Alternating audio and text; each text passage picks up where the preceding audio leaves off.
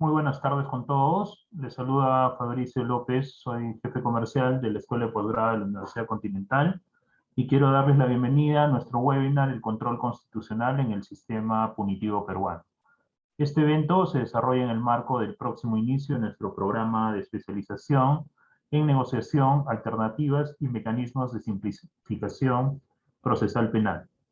Saludamos también a todas las personas conectadas en vivo vía Zoom y por la cuenta de Facebook de la Escuela de Posgrado.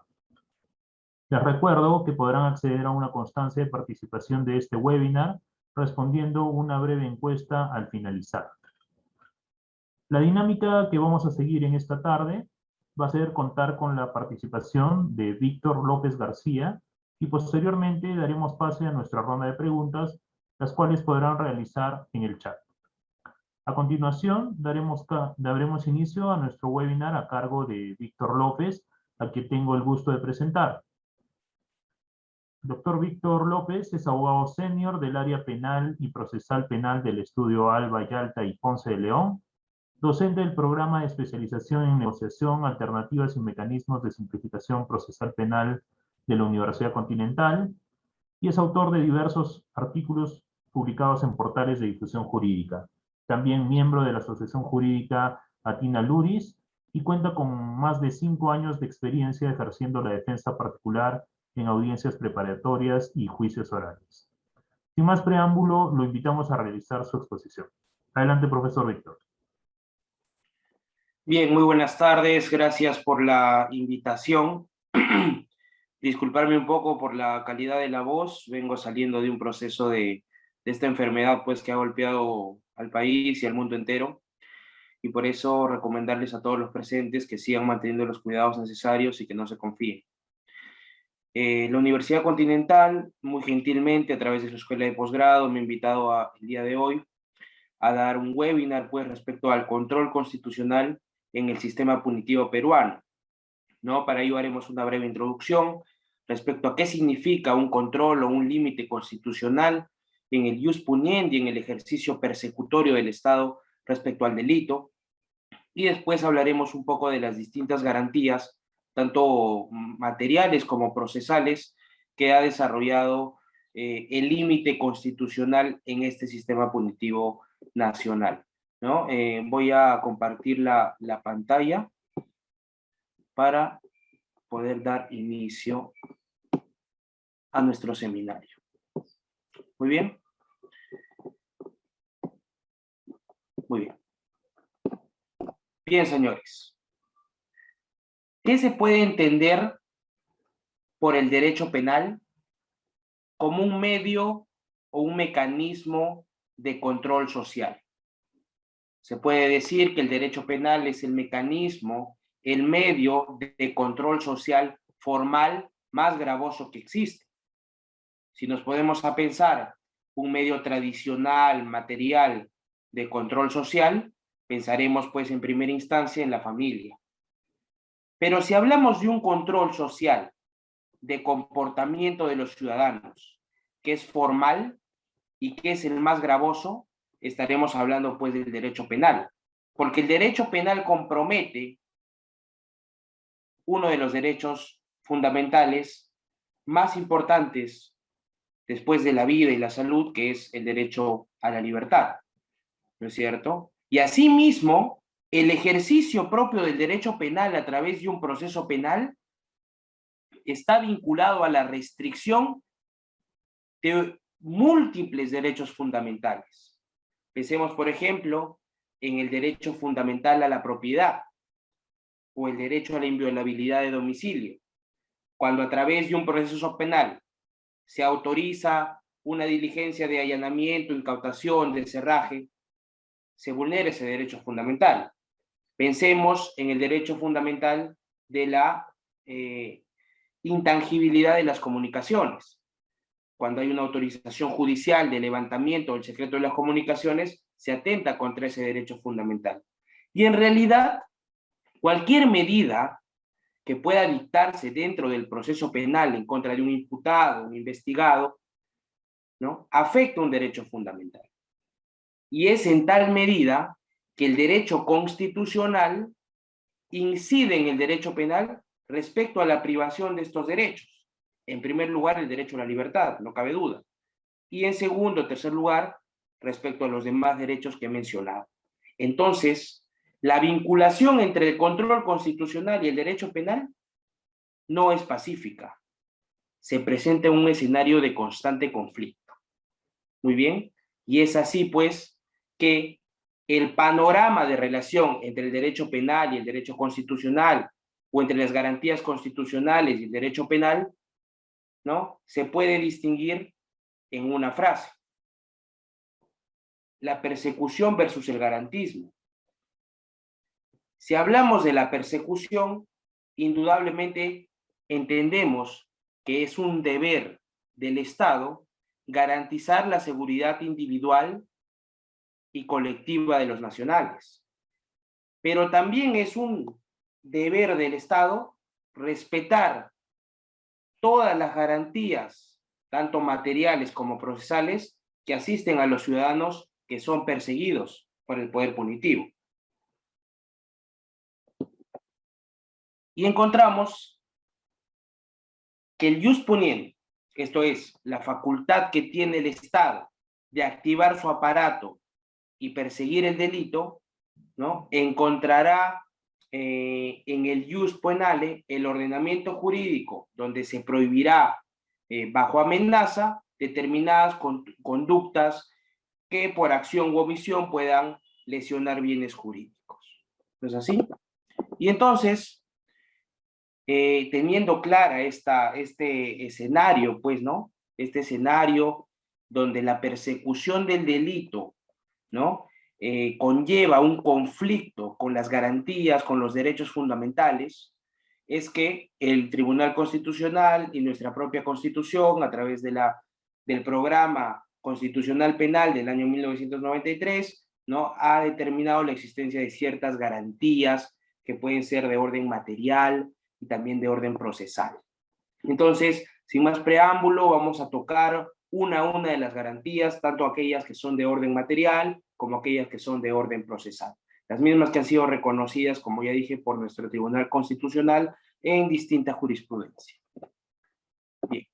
El primer principio, señores, la primera garantía de orden material, quizás la más importante, es el principio de legalidad penal, ¿no? Esa posibilidad de que el Estado no puede perseguir una conducta criminal si ésta no se encuentra con anterioridad, ¿no?, recogida en un código, ¿no?, recogida de manera escrita, de manera expresa, ¿no?, y de manera anterior, ¿no?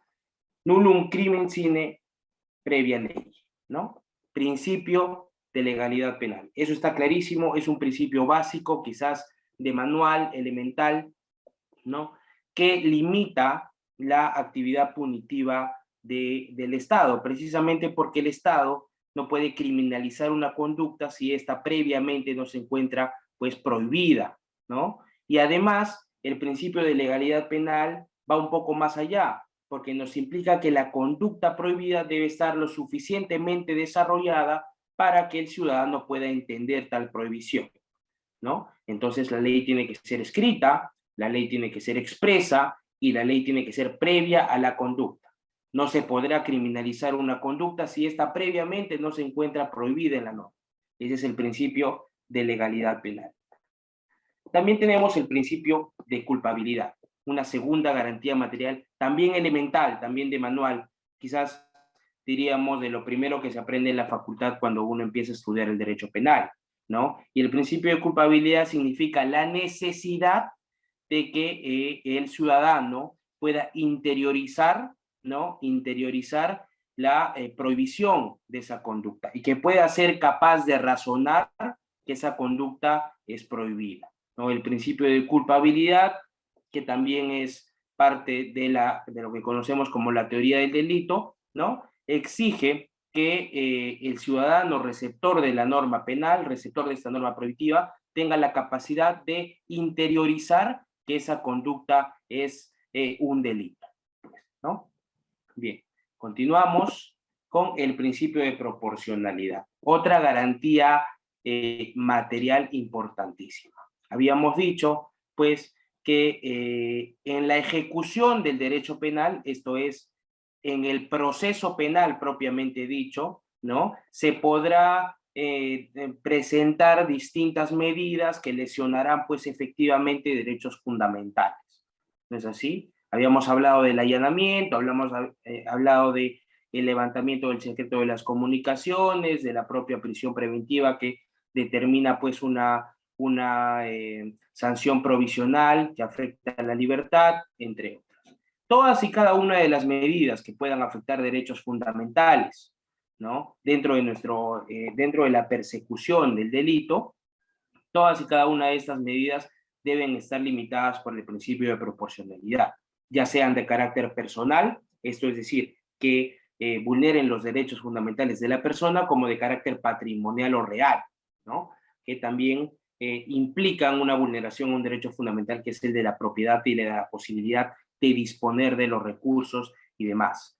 Y el principio de proporcionalidad exige un test que debe realizar todo juzgador cuando le llega pues a sus manos un requerimiento para la vulneración de un derecho fundamental, ¿no? El requerimiento que realiza naturalmente el Ministerio Público, ¿no? Y que exige la presencia de un test de proporcionalidad, un test que ha sido ampliamente desarrollado por nuestro Tribunal Constitucional y que se refiere a 3 elementos: la necesidad, la idoneidad y la proporcionalidad propiamente dicha, ¿no?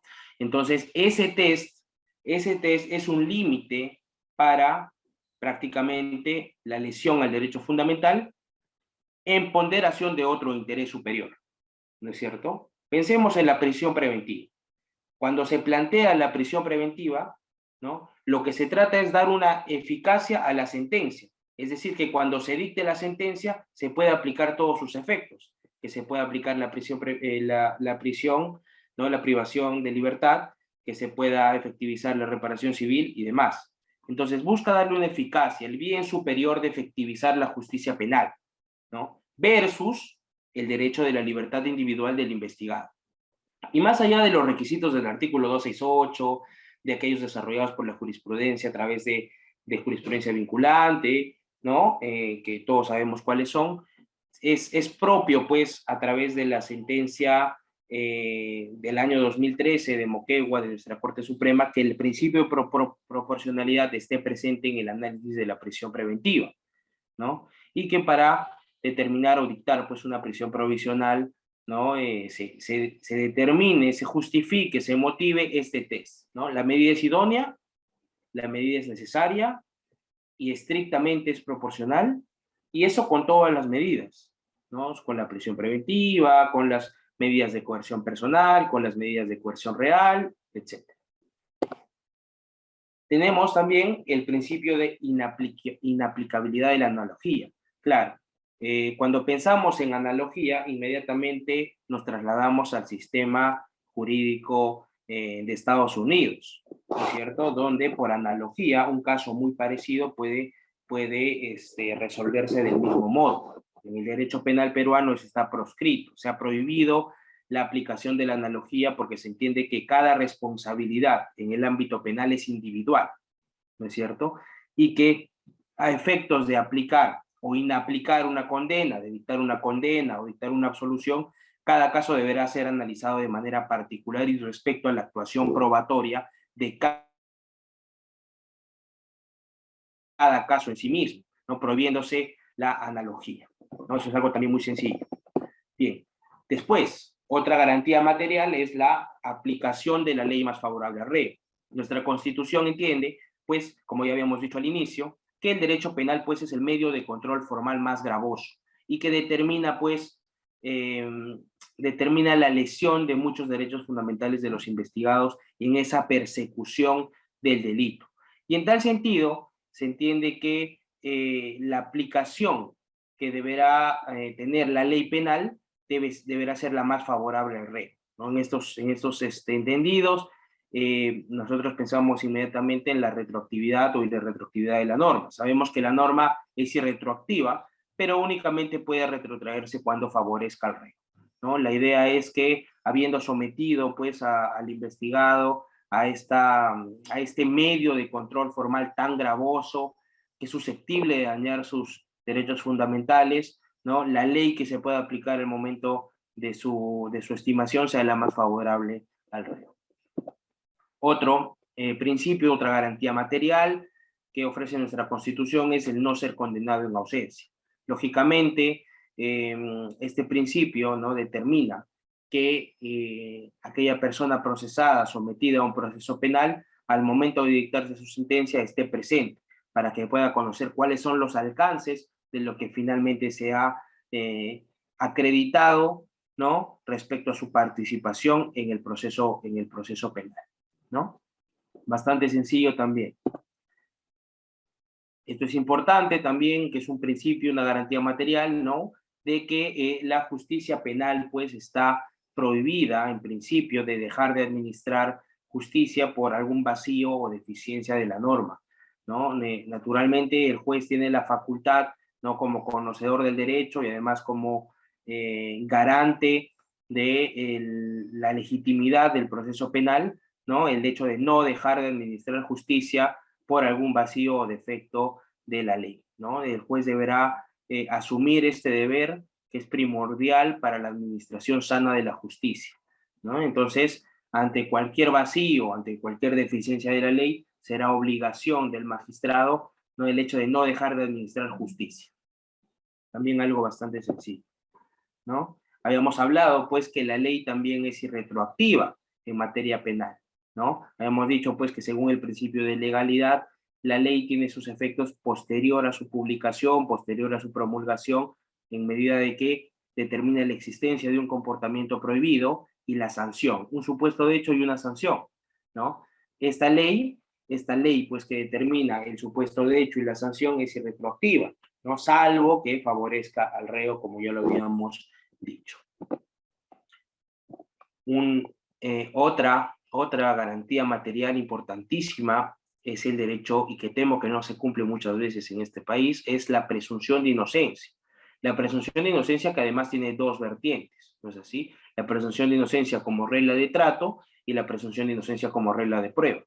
Si hablamos de la presunción de inocencia como regla de trato, hablamos que una persona, hasta no ser condenada, debe ser tratada por las autoridades, tratada por los procedimientos y por los funcionarios como una persona inocente, lo que obviamente no se ve en la realidad cuando, por ejemplo, visualizamos en la televisión a una persona que es investigada presentada con un chaleco de detenido, ¿no? O lo que no presenciamos, por ejemplo, cuando vemos títulos rimbombantes de presuntas organizaciones criminales, ¿no?, sin que se haya hecho una investigación efectiva, criminalizando ya la propia conducta de ser un investigado, cuando precisamente la naturaleza de la investigación, de acuerdo a nuestro código, es reunir elementos de convicción, de cargo, de descargo, que abonen en el esclarecimiento de los hechos.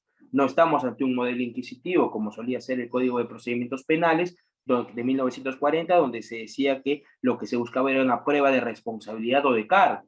Este modelo es más garantista en la medida de que establece que la investigación naturalmente puede reunir elementos de cargo, pero también elementos de descargo, y en tal calidad de investigado, los investigados, valga la redundancia, no deben ser tratados, pues, como responsables.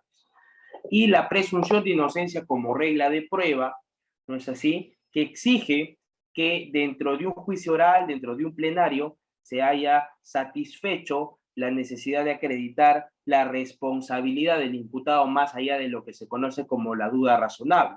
Esto quiere decir que después de la valoración probatoria que se da, la actuación, la valoración de las pruebas frente al juez, se haya llegado a un test de prueba superior que pueda enervar la presunción de inocencia del imputado y determinar que corresponde una condena. Pues no toda condena que sea dictada sin que se haya realizado una rigurosidad probatoria, ¿no es cierto?, o toda sentencia que haya sido dictada, sentencia condenatoria que haya sido dictada en virtud a que existen indicios respecto a la prueba indiciaria, ¿no?, y hayan enervado de algún modo la presunción de inocencia, será válido, ¿no? En caso contrario, no lo será y corresponderá a una absolución.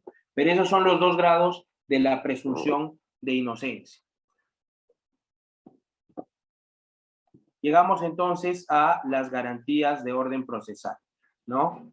Quiero recalcar en este punto que este tema de las garantías de orden material y orden procesal, ¿no? Es dictado en la maestría de la Universidad Continental, también en sus programas de especialización, y yo que lo he dictado, que he tenido la oportunidad de dictarlo, les puedo decir que es un tema que se puede dictar en varias sesiones de clase, ¿no? Acá estamos haciendo las cosas un poco rápido por el tiempo, pero de todos modos invitarlos pues a que se inscriban en el programa de la Universidad Continental, en los programas que además son muy buenos, ¿no? Y donde tocamos esto a profundidad, donde tocamos las sentencias del Tribunal Constitucional, las sentencias de la Corte Suprema, incluso jurisprudencia internacional, donde vemos pues cómo se ha desarrollado todas estas garantías, incluso hablando de los procesos de constitucionalización del derecho penal, ¿no? Desde la constitucionalización clásica o liberal, ¿no? Hasta la constitucionalización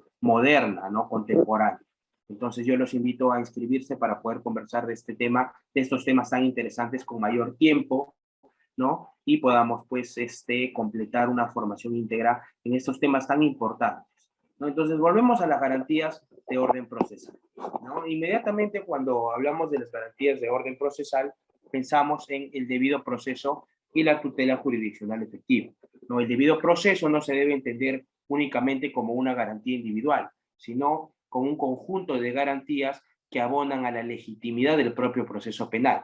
Es decir, a que el debido proceso no es una serie, mejor dicho, que el proceso no es una clase de ajusticiamiento retributivo por la comisión del delito, no, sino que sigue un conjunto de reglas, un conjunto de normas, un conjunto de espacios que determinarán finalmente que la condena o la absolución que se dicte al final del proceso sea legítima, ¿no? Y que no pueda, digamos, cuestionarse desde un punto de vista de nulidad o desde un punto de vista de atropello, ¿no? Y eso abona, pues, a la tutela jurisdiccional efectiva, ¿no? Que implica, pues, también determinadas garantías, ¿no? Que vamos a ir tocando en lo que queda de este seminario,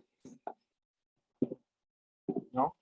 El debido proceso, por ejemplo, es contar desde el inicio del proceso con una defensa, ¿no? Que el imputado sea notificado con los cargos que afronta en virtud del principio de imputación necesaria, ¿no? Que obtenga una resolución fundada en derecho, en la motivación de las resoluciones judiciales, el acceso a la tutela procesal efectiva, el derecho de acción, entre otros.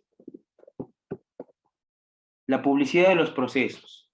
La publicidad de los procesos es importantísima porque es una característica del nuevo modelo procesal, ¿no es cierto? Se ha entendido, pues, que el Ministerio Público actúa en representación del pueblo, ¿no? Que actúa en representación de los intereses del mantenimiento y la no lesión de los bienes jurídicos de los conciudadanos. Entonces, en ese sentido, la representación del pueblo implica que el pueblo esté vinculado a los procesos penales, donde finalmente el juzgador va a determinar si acoge o no la pretensión punitiva del Ministerio Público. Y es por ello que se ha determinado la necesidad que los procesos en un ámbito de respeto a los derechos fundamentales y en un ámbito de un Estado constitucional de derecho sean públicos, es decir, que puedan ser visualizados por todos los ciudadanos que se sienten representados en el Ministerio Público y que determinan ese control judicial respecto a la absolución o condena del procesado, ¿no? Y que además también es garantía, pues, para el propio procesado de que se lleve a cabo con las reglas y garantías mínimas que corresponden, ¿no? Entonces tiene mucha utilidad y se ha determinado, pues, que los procesos sean públicos. Ahora, debemos señalar que con la coyuntura necesaria, que la coyuntura que hoy día vivimos, necesariamente se ha tenido que prescindir de esta característica, ¿no es cierto? Porque entendemos, pues, que en un espacio donde la mayoría de diligencias, audiencias son virtuales, pues no se comparten, pues, el link a la sociedad entera, ¿no? Como antes podían ser en los espacios públicos que eran los juzgados y los tribunales, cosa que ya no sucede, ¿no? Pero bueno, esa es una característica, es una garantía procesal. Tenemos la motivación escrita de las resoluciones judiciales, como no, en un Estado constitucional de derecho es preciso que la motivación de los jueces conste por escrito, ¿no? Y que sea una motivación pues eficiente, ¿no? Una motivación que esté alejada de todos aquellos criterios que ya ha construido nuestro Tribunal Constitucional respecto a la deficiencia en la motivación de las resoluciones judiciales. Recuerden que conforme ha desarrollado nuestro Tribunal Constitucional tenemos motivación aparente, motivación inexistente, ¿no? Ilogicidad en el razonamiento, entre otras. Entonces, una motivación escrita será adecuada cuando se aleje de aquellos supuestos que ha determinado nuestro Tribunal Constitucional como una motivación deficiente, ¿no? Y también será importante que se manifieste respecto a todas y cada una de las pretensiones de las partes, o sobre todo sobre las más importantes, sobre aquellas que puedan determinar o no la condena o la absolución, ¿no? Respecto a los argumentos de defensa de la defensa, ¿no? de los imputados, o respecto a los argumentos de condena que establece pues el Ministerio Público, ¿no? Una motivación respecto a las pretensiones, respecto a los argumentos de las partes, ¿no? Y por qué estas han sido acogidas o rechazadas, deberá ser plasmada, ¿no? Por los jueces, porque es la única manera de que se respete pues esta garantía procesal de la motivación escrita de las resoluciones judiciales. Tenemos también el derecho a la pluralidad de instancias. Naturalmente, una de las ventajas del ejercicio de un derecho penal de corte constitucional es el derecho al recurso, ¿no es cierto? Que descansa sobre lo que se conoce como la fiabilidad humana, ¿no es cierto? Una persona, por su propia calidad de ser humano, de persona, puede fallar, ¿no? Sus conductas son falibles. Eso se entiende también para los magistrados de las primeras instancias, que pueden fallar o no aplicar o entender bien tanto el derecho material como el derecho procesal. Entonces, ante esa posibilidad de falla, ¿no? Se establece la posibilidad de recursos dentro de nuestro proceso penal para que aquellos que han sido perjudicados por una resolución de primera instancia, perjudicados por un auto de primera instancia, puedan impugnarlos.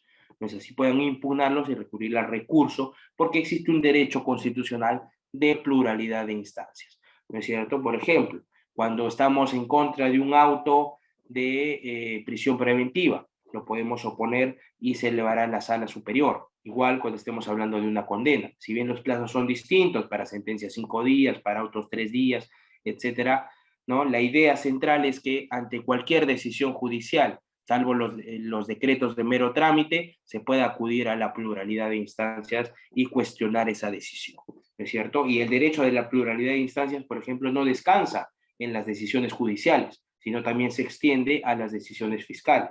Por ejemplo, una disposición de archivo, ¿no? De un modo interpretativo amplio, ¿no? Puede ser impugnada, ¿no? A través de lo que conocemos como el recurso de elevación de actuados o la queja de derecho, y subirá la decisión al fiscal superior. Entonces entendemos pues que la pluralidad de instancias es una garantía, ¿no? Que asegura a las partes que han sido perjudicadas por una decisión de primera instancia a cuestionarlas y a tener una doble revisión, ¿no?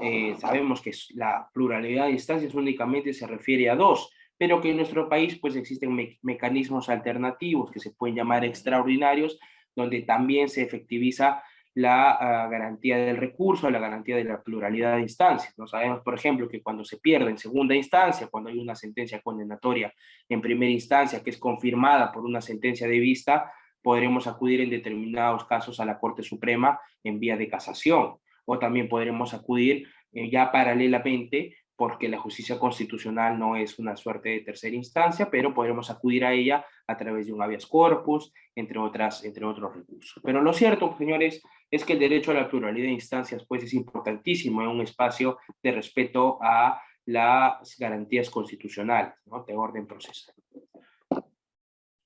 Existe la prohibición de revivir procesos fenecidos por cosa juzgada, ¿no? Esto también es bastante sencillo y bastante fácil de entender, ¿no? Una persona que ha sido sometida a un proceso o una persona que ha sido condenada o absuelta por un proceso, ¿no? Efectivizado el proceso, ejecutada la sentencia, ¿no? Estará prohibido el sistema de revivir procesos fenecidos, ¿no? También por una garantía que vamos a ver un poquito más adelante, que es el nebis in idem. Tenemos también la prohibición de ser privado del derecho de defensa, ¿no? Toda persona, desde el momento en que es detenido, desde el momento del conocimiento de una conducta criminal, desde que las autoridades conocen la noticia criminal, tiene derecho a ser asistido por un abogado defensor. Y este abogado defensor, pues, ¿no?, que efectiviza el derecho de defensa, no únicamente deberá realizar un rol formal, es decir, no únicamente se deberá entender satisfecho el derecho de defensa por una formalidad, por una presencia del abogado o una consignación formal del abogado, sino también por el principio de defensa eficaz, ¿no es cierto? No podremos hablar de un derecho de defensa completo si el derecho de defensa es ineficaz. En tal sentido, existen casos donde se han anulado condenas porque se ha determinado pues que el investigado no contó con un derecho de defensa eficaz, no, sino simplemente con un derecho de defensa formal, ¿no? Donde se consigna el nombre del abogado, pero no hay mayor actividad jurídica que desempeñe este abogado en función de los intereses de su cliente, ¿no? Entonces, no solamente está la prohibición de ser privado del derecho de defensa, sino de que se garantice que el derecho de defensa sea el correcto. Y para eso falta el compromiso de las autoridades, tanto del Ministerio Público, que es bien es el titular de la acción penal, pero también guarda la legalidad. Y parte de guardar la legalidad es que se garantice un derecho de defensa eficaz para la persona que le está persiguiendo. Ojo, y seguro también los jueces que pueden pues advertir en cualquier etapa del proceso, ¿no? Mejor dicho, en la etapa de juicio oral pueden advertir, ¿no?, en cualquier etapa del juicio oral que en la defensa pues que asiste al investigado, que asiste al imputado, no es eficaz, ¿no? Entonces, esa también es una garantía de orden procesal importante. También tenemos el derecho a ser informado inmediatamente y por escrito de las razones de la detención. Esto sucede generalmente en los casos de flagrancia, ¿no? La Constitución establece pues que ante la detención debe haber un acta de detención, ¿no? Y esa acta de detención debe estar acompañada de un resumen pormenorizado de cuáles han sido las razones que han llevado a la autoridad pues policial a ejercer la detención. Entonces, y estas razones de la detención serán pues la base de la posterior imputación, porque cuando se practique el acta de detención también se practican actas que son consecuentes a ella, como el acta de incautación, ¿no? El acta de lectura de derechos, entre otras. Pero es importante que una persona que ha sido detenida sea inmediatamente informada por escrito, de manera expresa, de cuáles han sido las razones de su detención, de por qué se le está deteniendo y conduciendo a una comisaría. Esa es una garantía procesal también importante. Tenemos la garantía, un derecho a un juez independiente o imparcial. Esto es claro que sí importante, porque obviamente el fundamento de la heterocomposición, el fundamento de que exista un tercero, ¿no?, determinando una controversia entre dos personas, en este caso una controversia penal del fiscal en representación del pueblo versus el imputado, ¿no es cierto?, deberá garantizarse pues la independencia e imparcialidad, ¿no? Independencia es que el juez no esté atado a una decisión, ¿no?, únicamente por el hecho de influencia de alguna de las partes o influencia incluso en la sociedad, ¿no? El juez tiene que ser independiente y responder a sus criterios tanto técnicos como personales y además imparcial, ¿no? La imparcialidad determina pues que el juez no está atado a intereses por el resultado del proceso, ni tampoco atado a intereses por alguna de las partes. Eso también es importantísimo. El derecho de la libre acceso a la jurisdicción, que también va en la misma línea al derecho de acción, implica pues que el ciudadano no puede acudir a la justicia penal, ¿no?, acudir a hacer ejercicio pleno de su derecho a la acción y acudir pues al Poder Judicial, acudir al Ministerio Público a denunciar las noticias criminales, ¿no? Tienen un libre acceso a la jurisdicción, además gratuito, ¿no? Otra garantía es el derecho de la duración al plazo razonable de la prisión preventiva. Hablábamos hace un rato de la sentencia del año 2013 de Moquegua, ¿no?, donde la Corte Suprema, ¿no?, estableció que además de los presupuestos del artículo 268, ¿no?, se debería hablar sobre la proporcionalidad y la duración razonable al plazo de prisión preventiva, ¿no? Sabemos que si bien los plazos se encuentran en la norma, casos comunes, 18 meses para casos complejos y 36 para casos de criminalidad organizada, no se puede dar pues la aplicación de este plazo de manera mecánica respecto a lo que dice la norma del código adjetivo, sino que también se deberá analizar cada caso en concreto y atendiendo al carácter variable de una prisión preventiva, de cualquier medida de coerción en realidad que tiene un carácter variable, un carácter cambiante. En tal sentido se deberá hacer pues una valoración de cuál es el plazo razonable para la prisión preventiva, y un plazo razonable pues se determina únicamente haciendo un análisis sobre cuándo puede desaparecer o no este peligro de fuga, este peligro de entorpecimiento de la actividad probatoria, o si dentro de la investigación se ha modificado alguna condición de responsabilidad, ¿no? Algún elemento de descargo importante que haga presumir pues, que no se cumple con el primer ítem del artículo 268 y que corresponderá a la variación de la prisión preventiva. Entonces, en base a eso es que se determina el derecho al plazo razonable de la prisión preventiva. También tenemos el derecho a la prueba, como no. El derecho a la prueba, pues, importantísimo, determina que toda persona tiene derecho a acreditar sus alegaciones y a acreditar sus pretensiones y a presentar, ¿no? Obviamente de acuerdo a los tiempos y plazos del propio proceso, sus pruebas, ¿no es cierto? O sea, sabemos que recién adquiere calidad de prueba cuando estamos en juicio oral y que antes tiene la calidad de elemento de convicción, ¿no? Pero en base más allá de esta diferencia que se hace, ¿no? Toda parte, tanto la parte persecutora como la defensa, puede presentar sus elementos de cargo o descargo, hablamos de la investigación, y sus pruebas de cargo y descargo para que estas en juicio oral, en el plenario, sean primero admitidas, ¿no? Y después valoradas. Claro que el derecho a la prueba tiene algunos límites, ¿no es cierto? Como que la prueba sea pertinente, conducente, útil y sobre todo legal, ¿no? El derecho a ser juzgado sin dilaciones indebidas también implica el derecho al plazo razonable, ¿no? Reconocido por la Corte Interamericana de Derechos Humanos, por el Tribunal Constitucional, que implica que el plazo razonable, ¿no? Está ligado de manera indubitable con el principio de presunción de inocencia como regla de trato, porque no se puede someter a una persona a tener la calidad de eterna investigada o de eterna investigada, ¿no? En tal sentido, será importante que cuando hablamos de este derecho a ser juzgado sin dilaciones indebidas, se aplique un plazo razonable para cada imputación concreta, ¿no es cierto? También se han definido distintos criterios para entender cuándo se puede hablar de plazo razonable y cuándo no.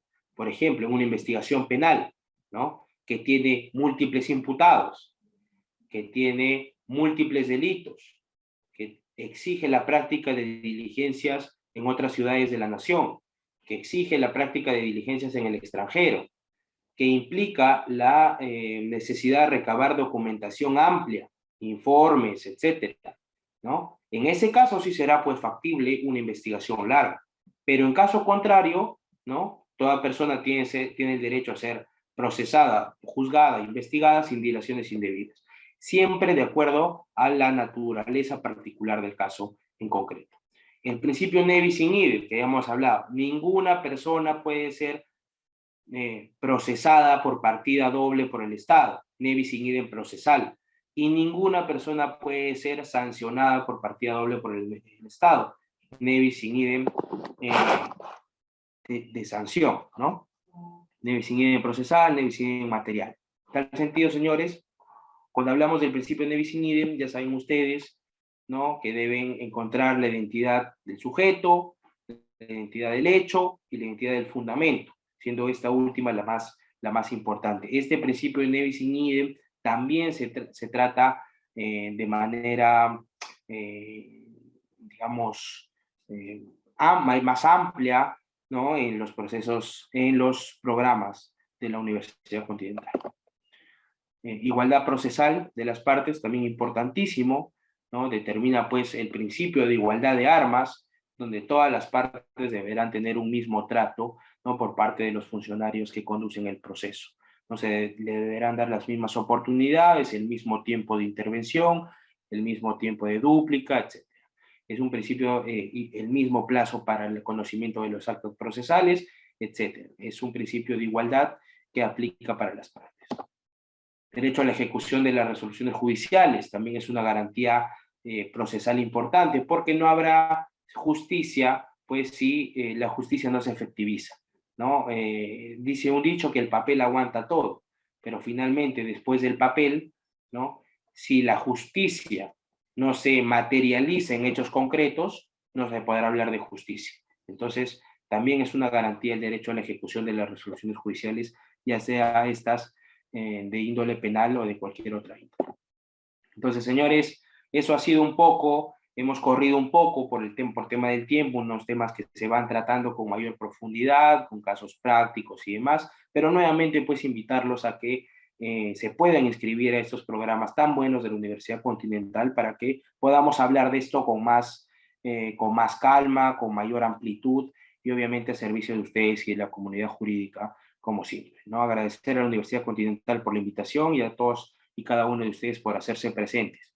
Disculparme por algunas condiciones de la voz, como dije al inicio de la ponencia, vengo saliendo de este virus tan terrible que ha afectado a nuestro país, que ha afectado a nuestro planeta, y solo recomendarles que se cuiden mucho, mucha responsabilidad, y que no bajen los brazos con el cuidado.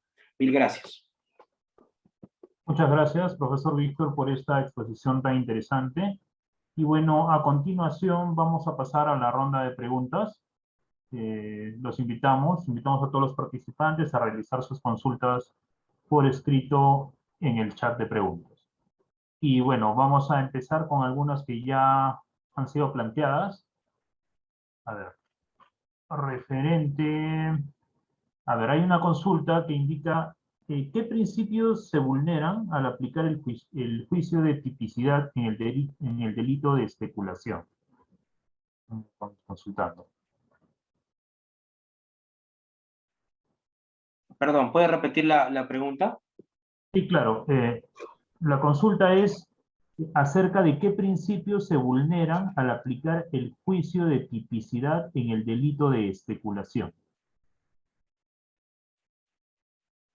Bueno, el delito de especulación me parece que no se encuentra vigente en el momento actualmente, ¿no? Y para realizar un juicio de tipicidad, pues tendríamos que hablar sobre todos los elementos objetivos y subjetivos del tipo. Y independientemente de hablar del delito de especulación o cualquier otro delito, cuando nosotros realizamos este análisis de los elementos objetivos y los elementos subjetivos del tipo, no estaríamos pues vulnerando ningún principio, ¿no? Más bien estaríamos haciendo un ejercicio sustantivo de análisis del delito en sí, ¿no? No entendí muy bien la pregunta, pero intenté contestarla de ese modo, ¿no? No veo por qué, bueno. Ok. Bueno, también hay otra consulta referente a ver si se archiva, dice, una información inexacta, por ejemplo, un certificado médico ilegal. Se puede Bien. archivar con una información inexacta. Bueno, si se archiva, entiendo, una investigación penal, ¿no? En mérito a un documento inexacto, a un documento falso, ¿no? Sin duda, si estamos dentro del plazo para impugnar, ¿no? Que son 5 días de acuerdo a una interpretación conjunta del Código Procesal Penal y la Ley Orgánica del Ministerio Público, podríamos cuestionar esto a través de una queja de derecho, precisamente por el tema de la pluralidad de las instancias, ¿no? Pero si es que nos hemos salido del plazo y nos hemos enterado que el documento falso, pues, que, digamos, promovió el archivo, nos enteramos después que era falso, ya no tengo tiempo para impugnar, ¿qué hago? Bueno, yo te aconsejo que hagas una denuncia por fraude procesal, ¿no? Que precisamente es aquel delito donde a través de un elemento fraudulento, llámese certificado médico falso, has determinado un archivo, ¿no? Por eso es que cuando se presenta un documento para hacer incurrir en error a un fiscal o a un magistrado y obtener determinada resolución en determinado sentido, eso es el delito de fraude procesal. Ok, como para ir cerrando, hay una consulta de Álvaro y acerca de las garantías penales en el ámbito del ius punendi administrativo. ¿Cómo se decantan las garantías penales al ámbito ius punendi administrativo.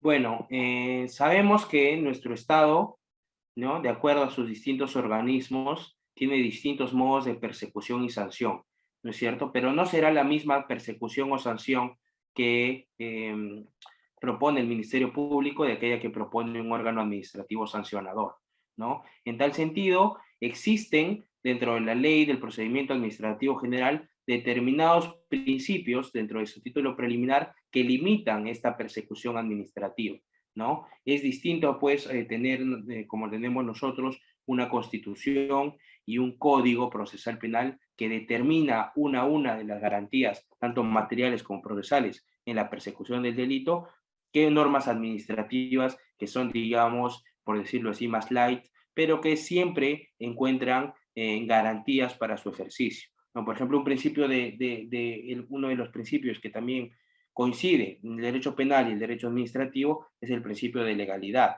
¿no?, administrativa. Por ejemplo, en el derecho penal no te podrán sancionar por una falta que no esté previamente a la conducta tipificada. Igual en el derecho administrativo sancionador. No te pueden sancionar si la falta administrativa no está expresamente y está clara en las normas administrativas.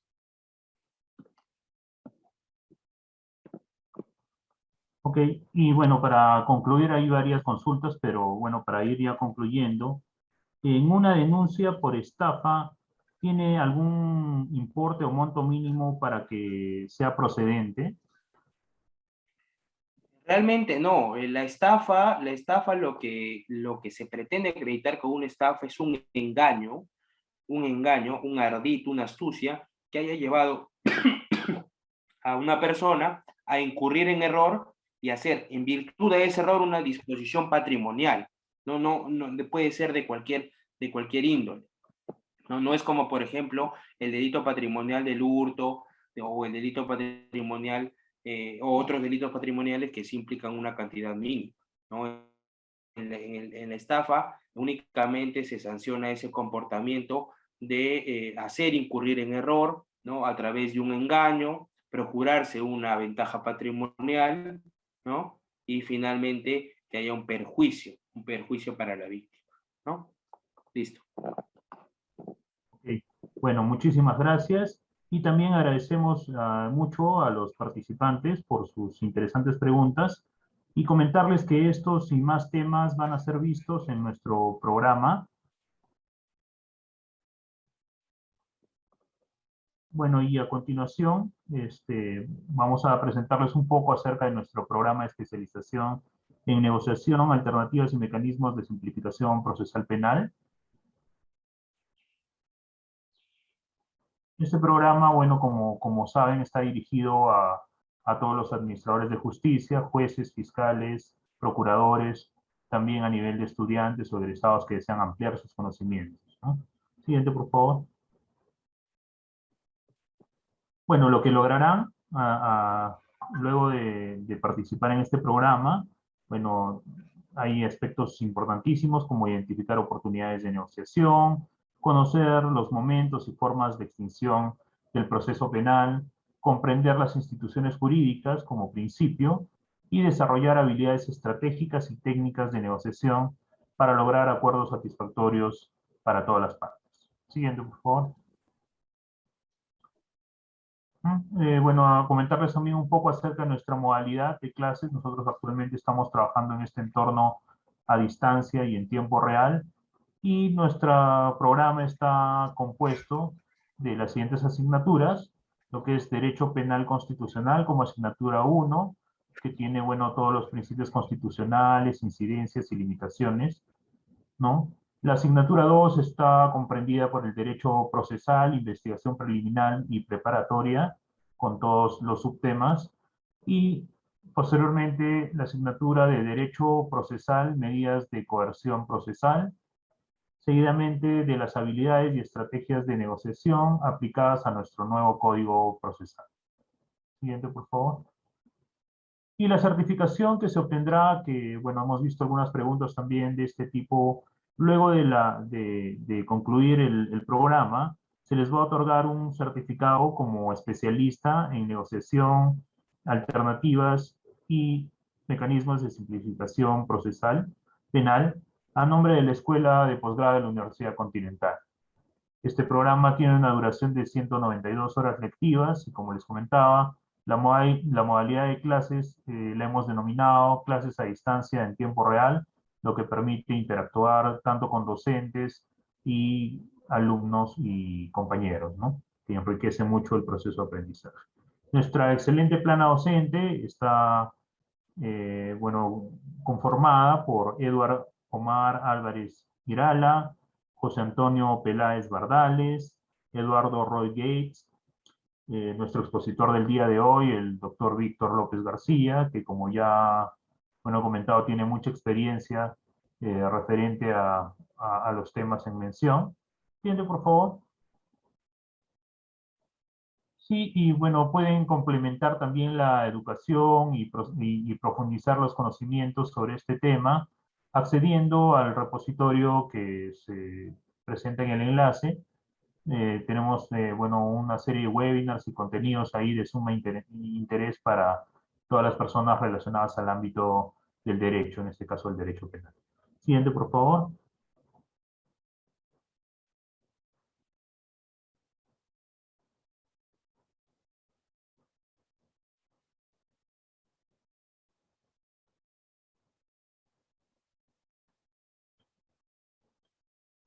Bueno, también comentarles que para mayor información acerca del programa, pueden ingresar a nuestro enlace que estamos compartiendo en el chat en este momento. Y también estamos compartiendo un enlace con la encuesta, la cual estará disponible el día de hoy. Recordarles que la constancia de asistencia sobre este webinar saldrá con los nombres y apellidos que ingresen en dicha encuesta y va a ser remitido a sus correos en un plazo de 30 días posteriores a este evento. Además, como les comentaba, también los invitamos a ser parte de nuestro grupo de WhatsApp, donde podrán acceder a artículos, a tips del docente y descuentos exclusivos. También se está compartiendo en el chat. Para mayor consulta acerca del programa y bueno, los contenidos y toda la información relevante, pueden comunicarse con nuestra asesora, la señorita Daniela Calderón Agramonte, asesora del programa, a los números que aparecen en pantalla y correo electrónico para que pueda ampliar toda la información que requiera.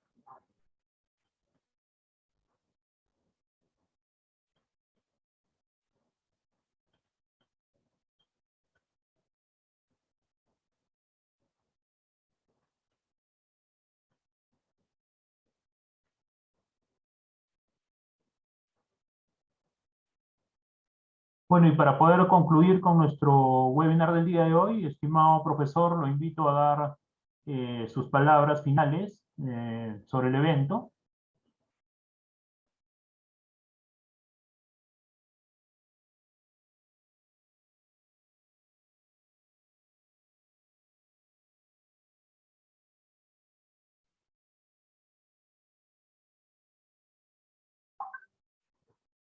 Bueno, al parecer ya se ha desconectado, sabemos que está con unos inconvenientes de salud.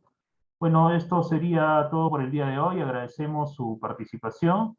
De esta manera damos por concluido nuestro webinar y agradecemos la participación de nuestro ponente y a todos ustedes que nos han seguido conectados por el Zoom y por las redes sociales. De parte de la Escuela de Posgrado de la Universidad Continental, agradecemos su participación. Buenas tardes.